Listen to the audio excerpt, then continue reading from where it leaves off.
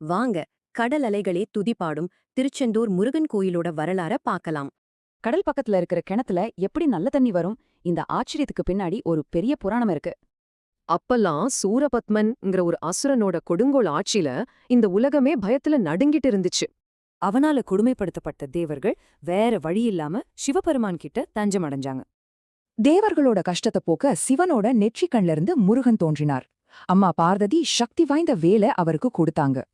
அந்த தெய்வீக வேலை ஏந்திட்டு முருகன் திருச்செந்தூர் கடற்கரையில சூரபத்மனோட போரிட வந்தார். நல்லதுக்கும் கெட்டதுக்கும் நடந்த அந்த பிரம்மாண்டமான போரை பார்த்து வானமும் பூமியுமே அதிர்ந்து போச்சு. முருகன் தன்னோட வேலை ஒரே வீச்சுல வீசி அந்த பலசாலி சூரபத்மனை தோற்கடிச்சாரு. ஆனா சூரபத்மன் முழுசா அழியல. தோத்து போன அவன் மயில் சேவல்னு 2 உருவமா மாறினான்.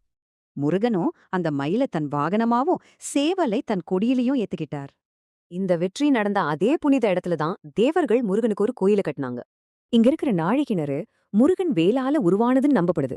அதனாலதான் கடல் பக்கத்துலயும் நல்ல தண்ணி வருது. அன்னைக்கு கட்டின அந்த கோயில் தான் இன்னைக்கு உலக புகழ் பெற்ற திருச்செந்தூர் முருகன் கோயிலா இருக்கு. இப்பவும் ஆயிரக்கணக்கான பக்தர்கள், குறிப்பா கந்த சஷ்டி அப்போ முருகனோட அருள் வாங்க இங்க வராங்க. அன்னிக்கு கேட்ட அந்த வெற்றிவேல் வீரவேல் முழக்கம் இன்னிக்கும் திருச்செந்தூர் காத்துல ஒலிச்சிட்டே இருக்கு. தீமைய அழிச்சு அதையே அருளா மாத்துன இந்த தெய்வீக கதை உங்களுக்குள்ள என்ன எண்ணங்களை தூண்டுது?